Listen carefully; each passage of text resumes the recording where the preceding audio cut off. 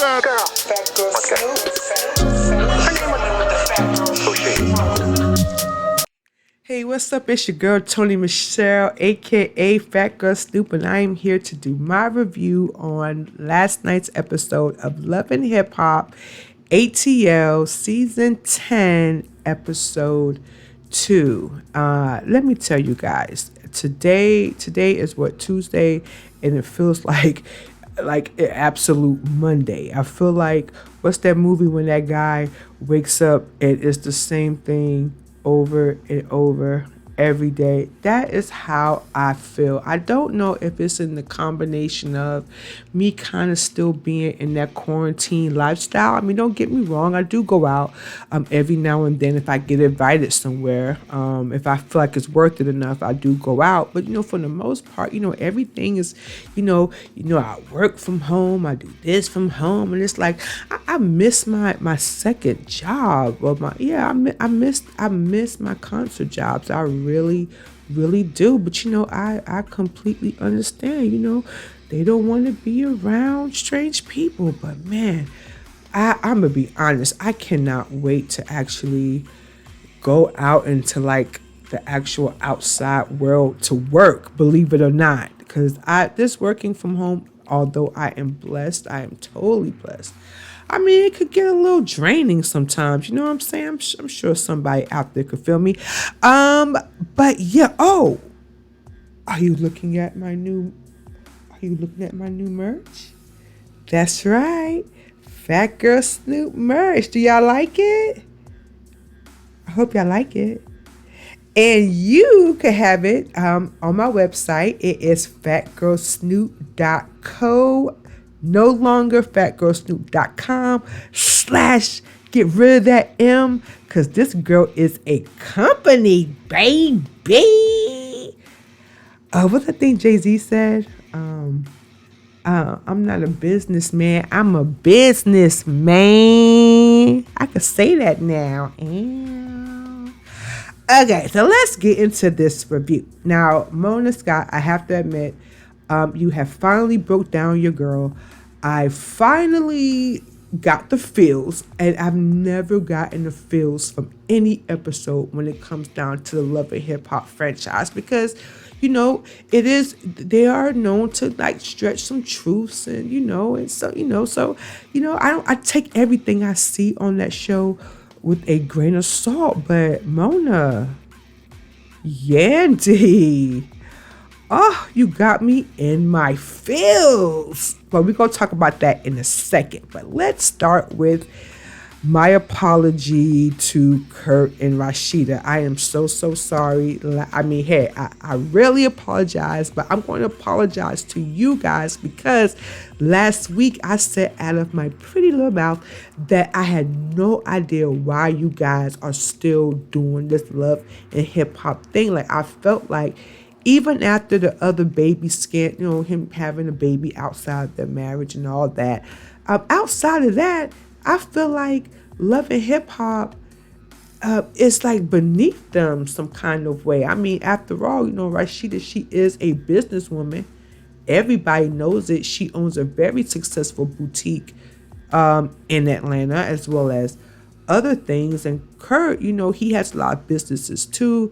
And they even have a restaurant together that we're going to talk about in a minute. Somebody from Atlanta, please let me know if Frost Bistro is as good. I just want to know if it's good. Okay.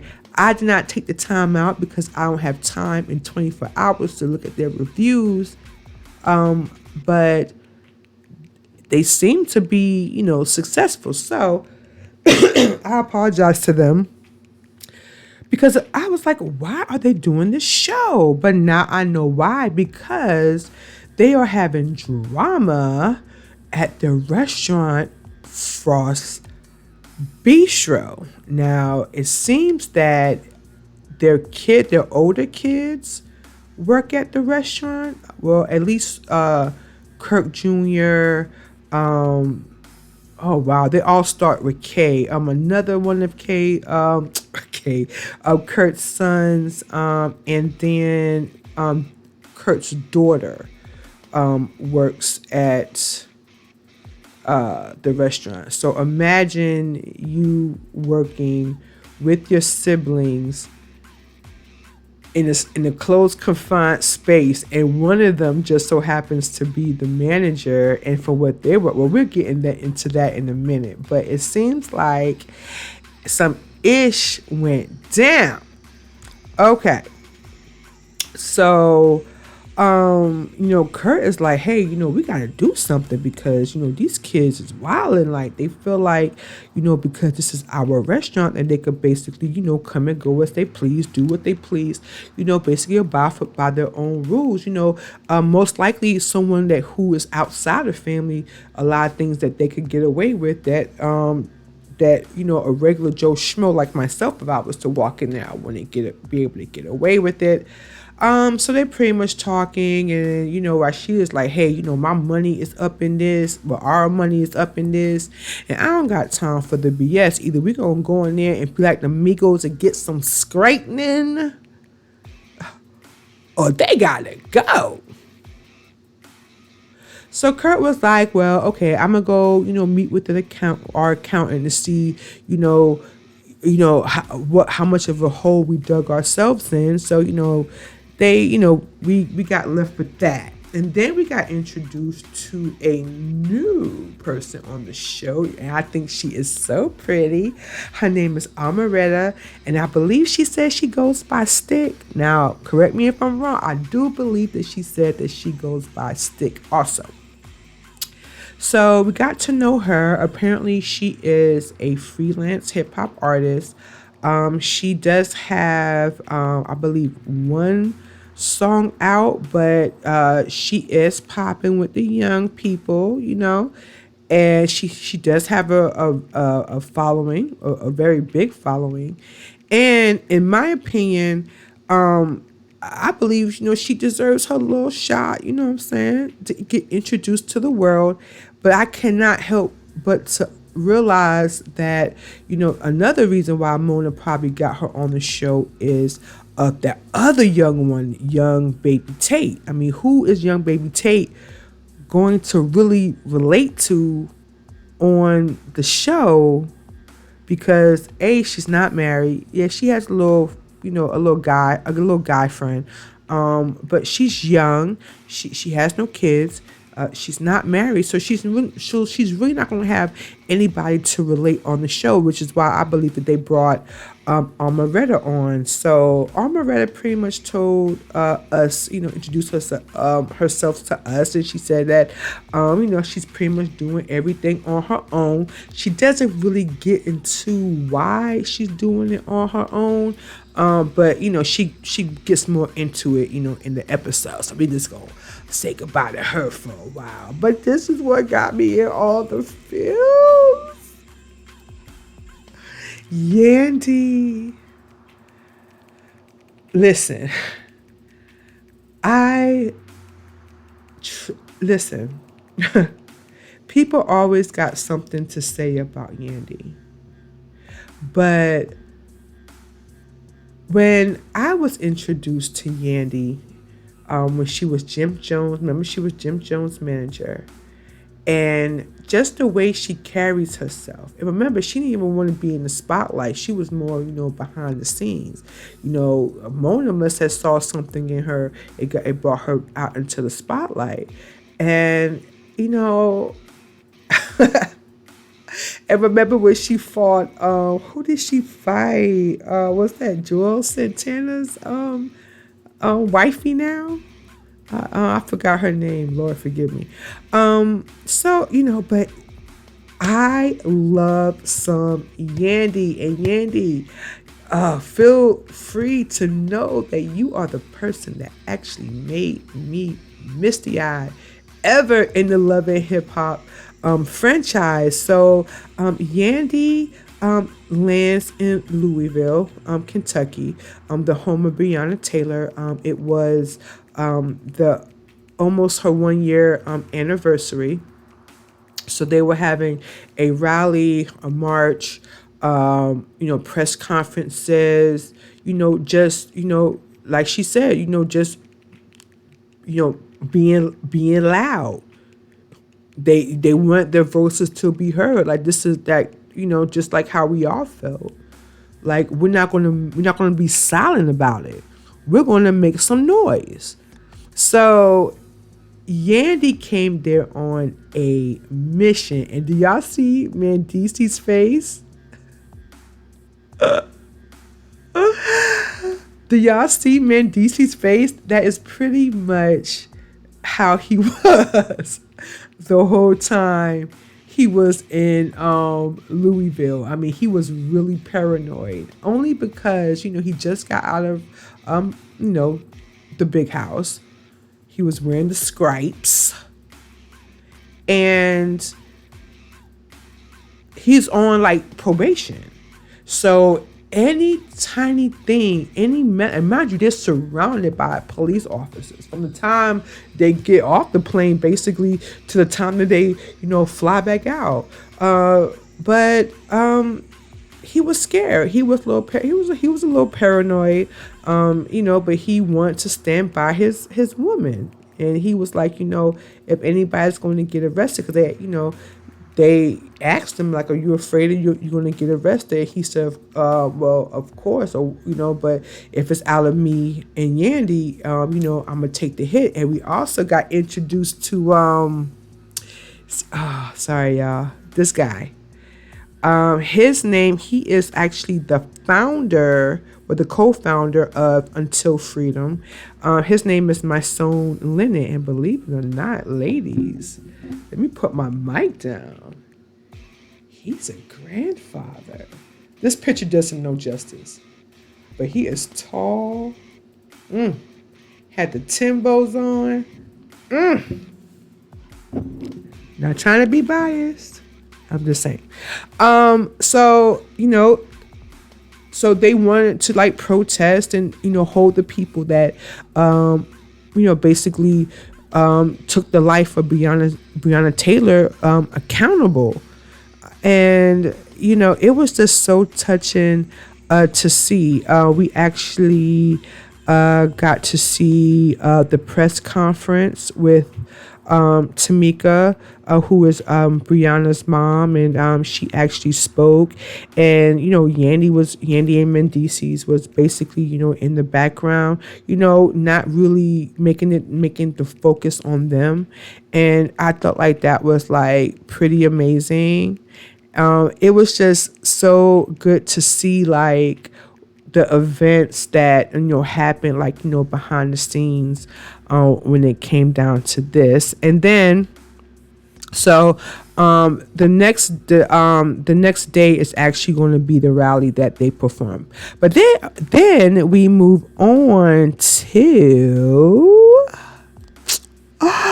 Erica Mena. So finally we hear that Erica Mena is with child. And we found out how she actually found out, and came to find out, she said that she found out when she was like 6 months pregnant. And then, people were wondering, it was a topic in one of my conversations today. And someone said, well, how could she have known that she wasn't pregnant for 6 months?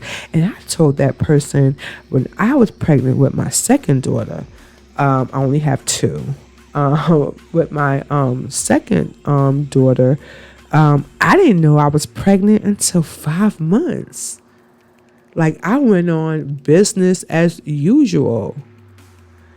And I actually passed out one day, and the doctor was like, well, hey, you need to, start eating better because, you're pregnant. And I said, who, me? Huh? Pregnant?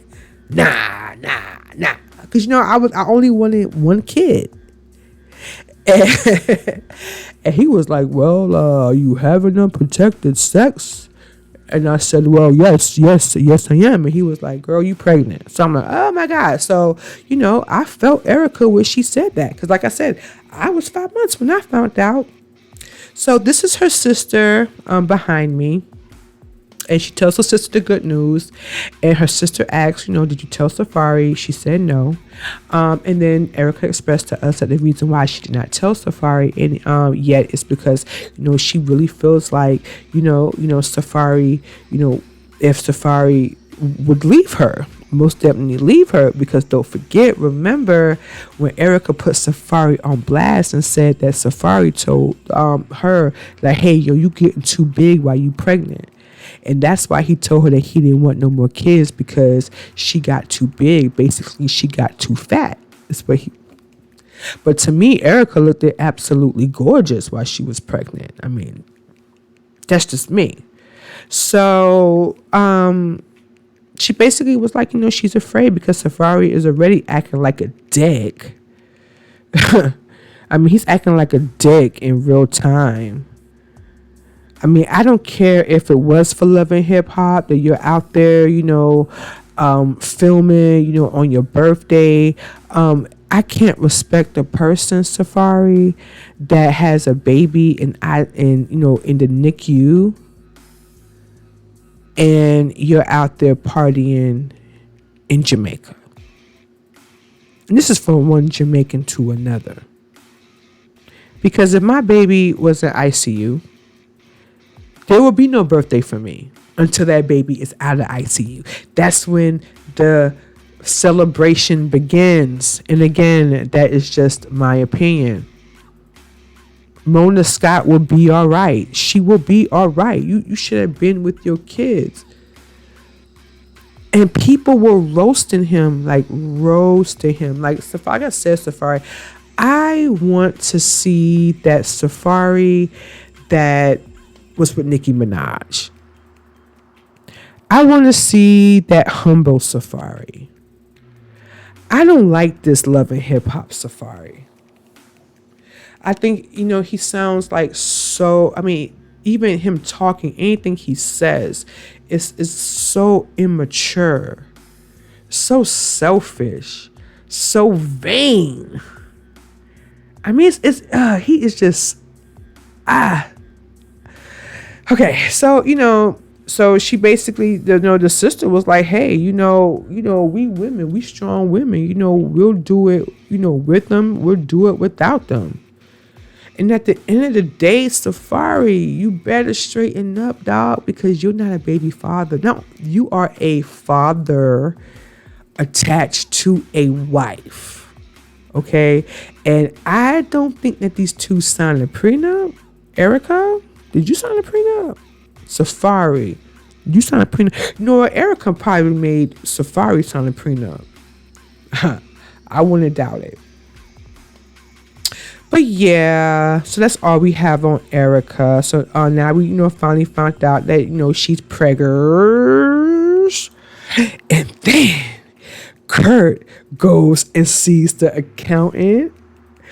And he found out that him and Rasheeda are a milli in the hole, a whopping $1 million in the hole. The accountant is blaming it on basically wasted food. And then, Kurt is like, hey, my daughter's running it, running the bar. And, my son, the manager's supposed to be watching everything. And apparently he's not watching everything. And the accountant was like, Kurt, you need to get that ish together. He said, it's still savable. You can still save the restaurant, but you're going to have to, tighten your grip on your workers, because they're going to drive y'all down under.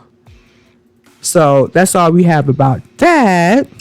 But and another person who got me in my feels, and I never thought that this man behind me,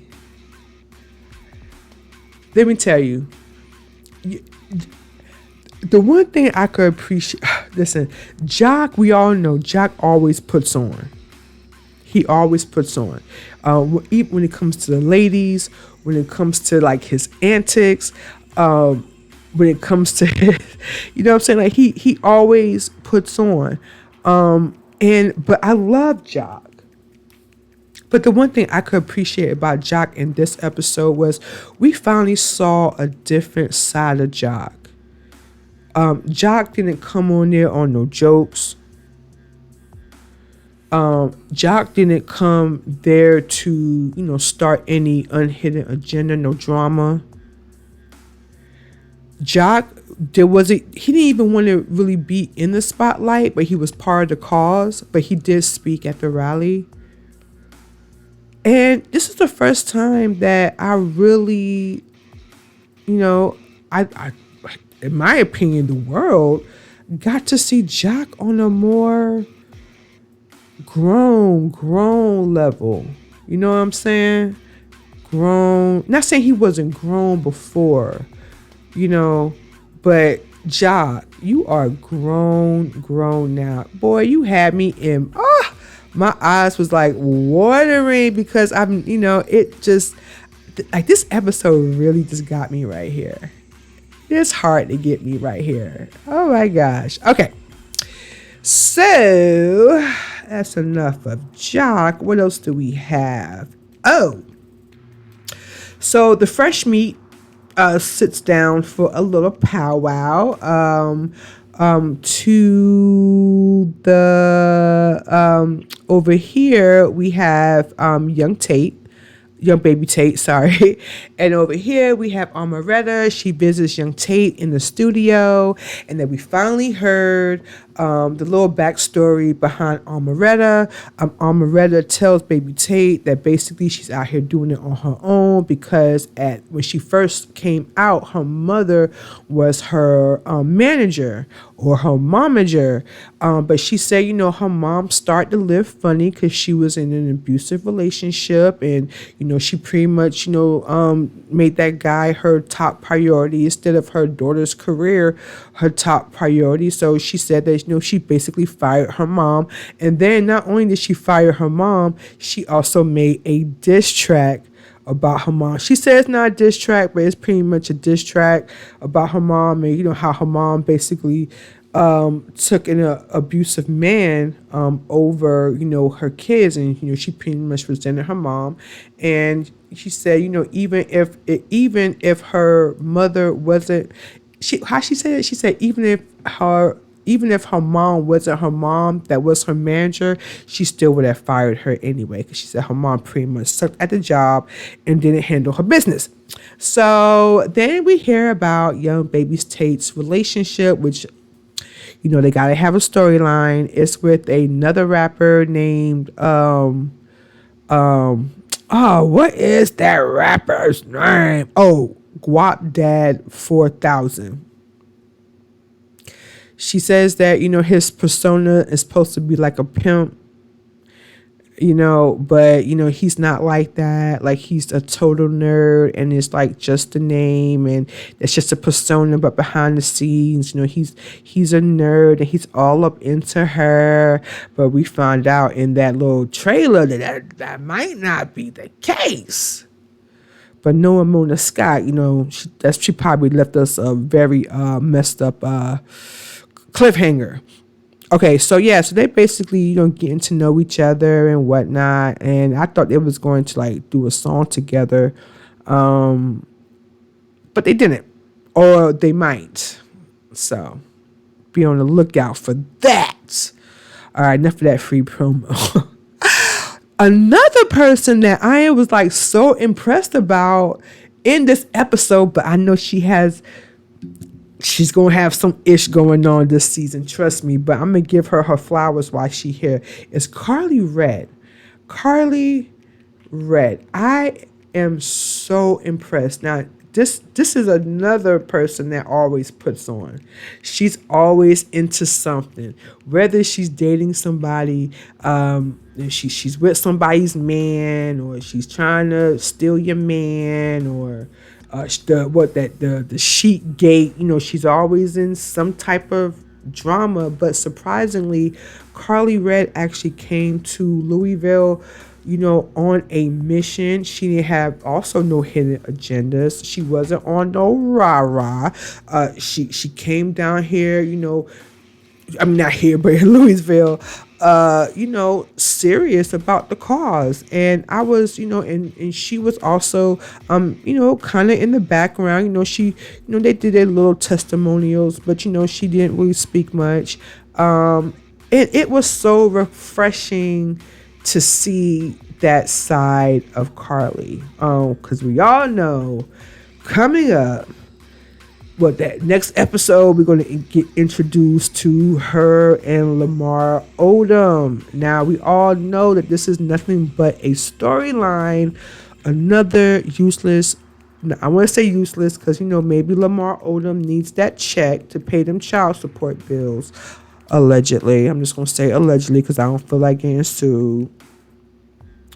But this is like, one of them little bogus storylines where now, oh my gosh, she's dating Lamar Odom. That's going to be her whole thing throughout the season, girl. Ain't nobody buying that.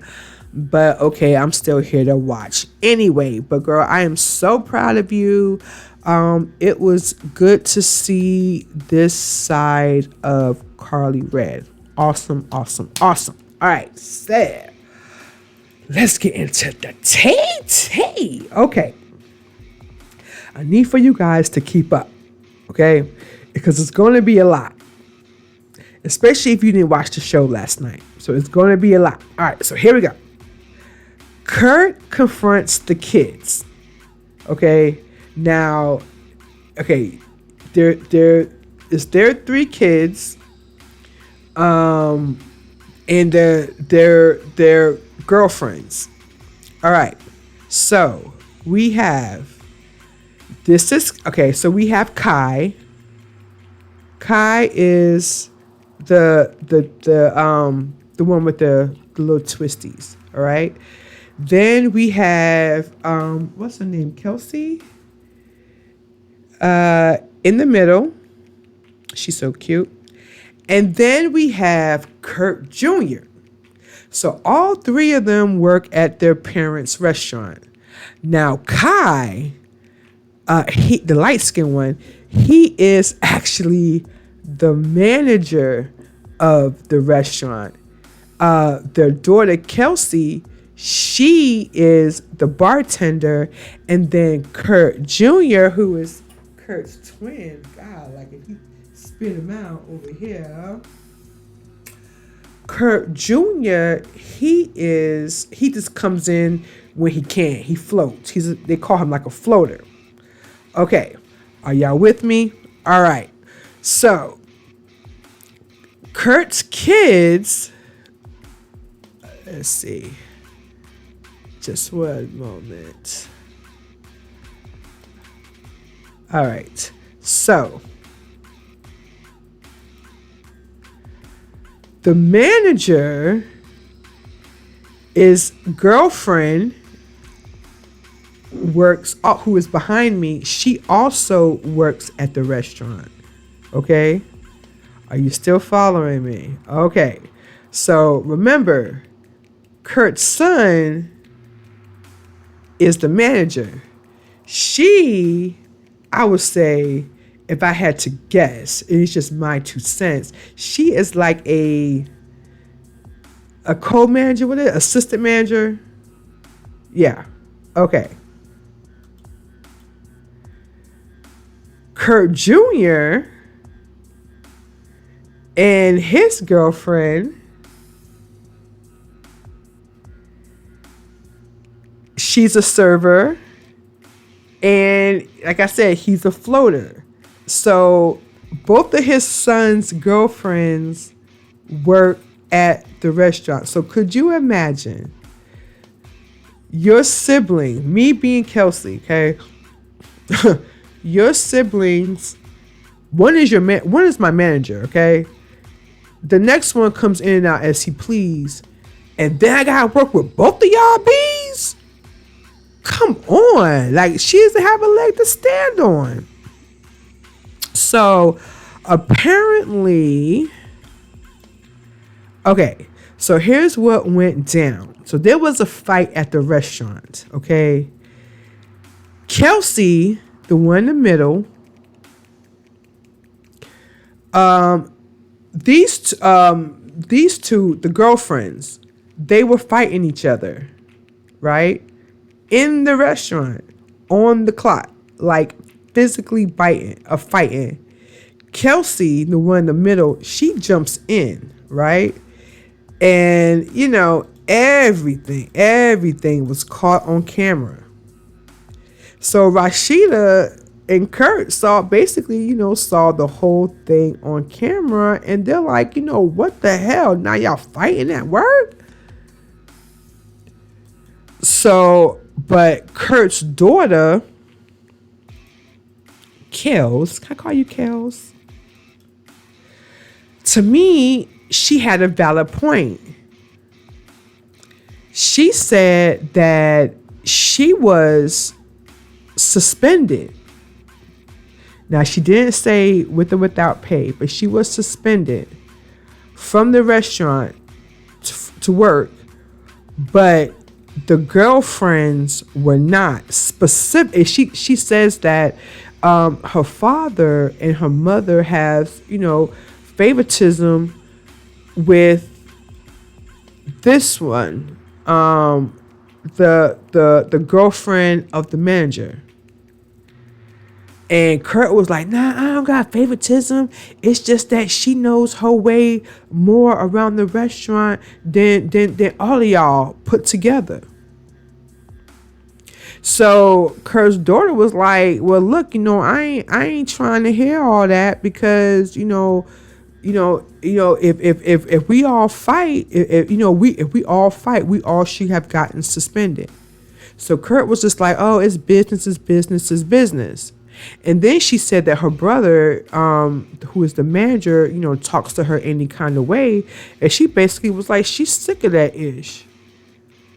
So Rasheeda was like, look, y'all need to freaking get it together, or else y'all gonna get this pink slip, and I'll just hire a whole staff of people off the street that will actually want to work and not take advantage of the situation, because that's what y'all doing. Y'all, I mean, and you know how many people will actually die to have parents that own a business that they don't have to work or interview for? You got money coming to you, and all you gotta do is pour some drinks. And then Kurt's the manager, he's acting like a little brat, walking out the meeting, walking out the meeting. Man, you can't do that on no real job. If you walk out on a meeting, especially you being like a upper level, on the food chain, they gonna tell your ass to keep walking. The only reason why you still got that job is because that's your mom and dad. So you need to be thankful, and you acting like a little brat. And that's just my opinion. I ain't coming after your kids, Sheeta, Kurt. I'm just saying, based on the fact how he walked out that meeting, it was unbelievable. It was absolutely ridiculous. So, I guess, Kurt is at that point where he's just like, hey, we're going to have to, sit back and think of a new plan, because, he still wants to have a good relationship, with his kids. And if that means that he has to, fire them all, that's what he's going to do. And I honestly feel like he should actually fire them all. Because even that's your parents' restaurant, you're supposed to go in there. That's a family business. You're supposed to make sure all the papers is right, all the food is right, no waste. Watch how you pour the drinks because you a bartender. You know what I'm saying? Treat it like, and then Kurt's son, what's his name, Kai, as a manager, you getting mad because you have to manage. That's what managers do. Alert. When you become a manager and you manage a business and you get paid the big bucks, you got to make sure everything's together. It's called responsibility. And I just feel like they not ready. All of them, all of them are too immature to be working there. Y'all need to hire real people with real credentials that can run who has restaurant background. That's what y'all need to do.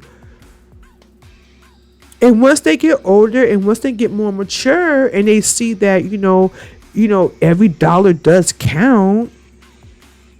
And, I just feel like once they mature, then maybe, bring them back in. But no, fire them all off with their head.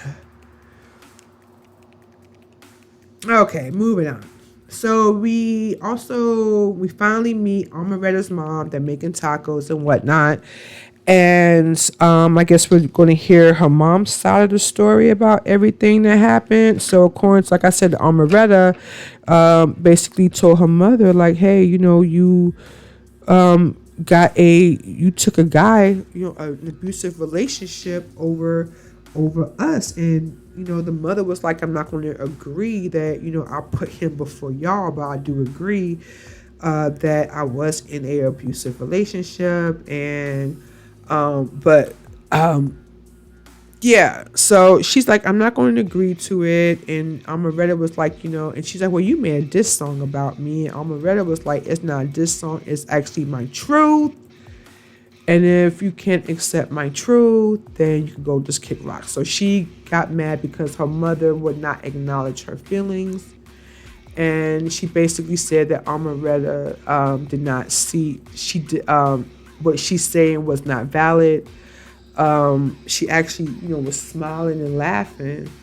And I didn't see anything funny about it. Like, if any of my daughters ever came to me and told me that I put an abusive person in front of them, I mean, I would have to sit there and eat it, because who am I to say their truth? Now, if it's a lie, it's a lie. But she says yes, although she was in an abusive relationship, no, she did not put this man before her kids. And, she was really like, about it. And, so that's pretty much it. Amaretta got mad and walked out, stormed out.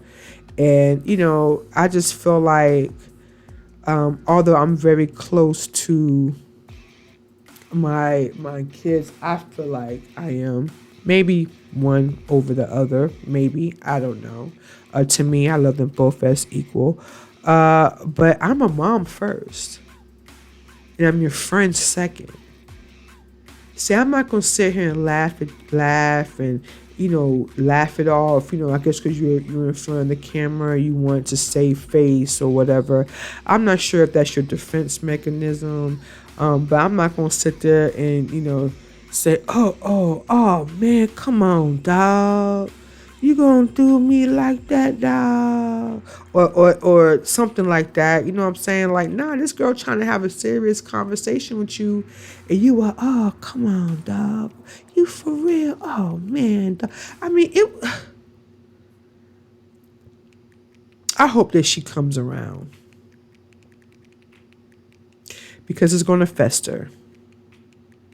Trust me, it's going to fester, and then it's going to explode. Now, today is a diss song. Tomorrow, it might be that she doesn't want anything to do with you at all, because you're not acknowledging her feelings. So, so that's all I have for that. And then this was another emotional thing. So, they threw the people that was doing why can't I talk right now? The Until Freedom, they had like a little party the night before the rally, the night before the march in Louisville, and we got to meet Breonna Taylor's mom, Tamika, again, and we actually got to hear her side of like what actually happened when she got the phone call from Breonna's her at the time boyfriend. And it was like so moving, so impactful.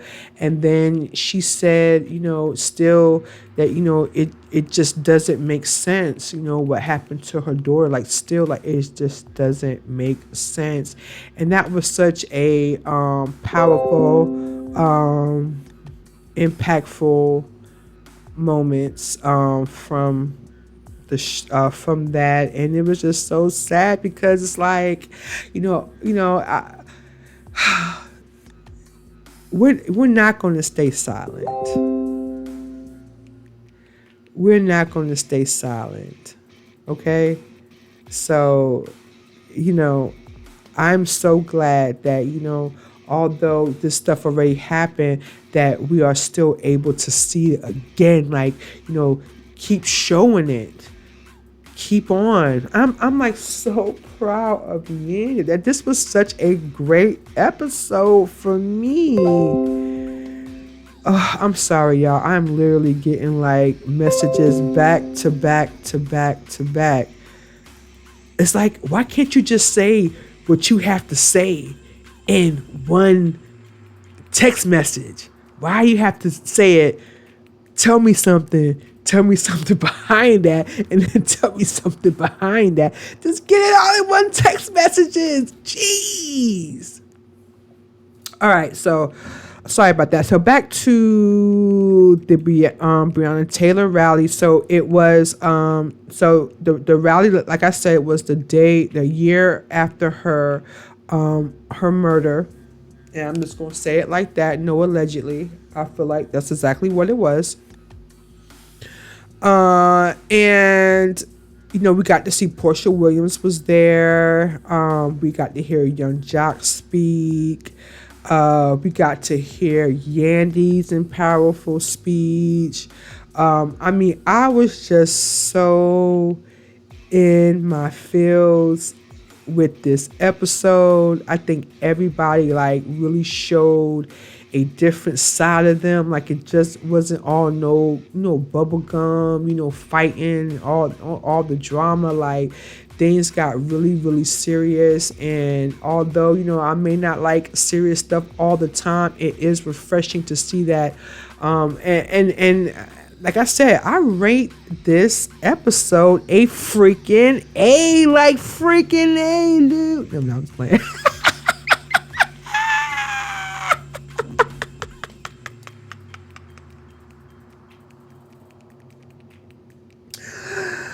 Phatgyrlsnoop.co. I do have 2 different designs for the cup. Okay. Make sure you go ahead and check that out. I also got 2 different designs for the shirt. We're also going to be bringing out some kind of like throwbacks to Phatgyrlsnoop, because contrary to what everybody believes, this is not a new thing. Phatgyrlsnoop has been around for 13 freaking, no, was it 13 years? No, excuse me, I came out in 2013. I started this way back in 2013. And, I started out writing. I was a, writer behind the computer. And, I was a little shy. I didn't want to come into the front street. And, people kept telling me, like, nah, you need to start, being on YouTube. Like, you really need to start that. You really, stop playing. Like, get from behind the keyboard. Why are you so, why you want to be, like, behind the scenes? I don't know. I was, like, really shy. But here I am. Here I am, baby. Come and take me. No, don't take me. But anyways, that is my time for today. Thank you so much for listening. And like I said, don't forget to like, share, comment, and subscribe. You can catch me every day on Phatgyrlsnoop.co, as well as all the streaming platforms. I'm talking Spotify, Apple Music, everywhere. I am everywhere on the go, so you cannot say that you can't catch up on the Snoop Scoop.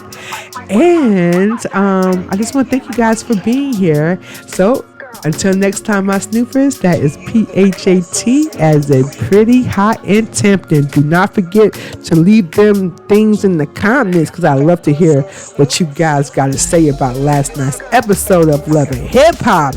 Was it a bop or was it a dub? Let me know in the comments. All right, snoopers, I got to get out of here. Bye.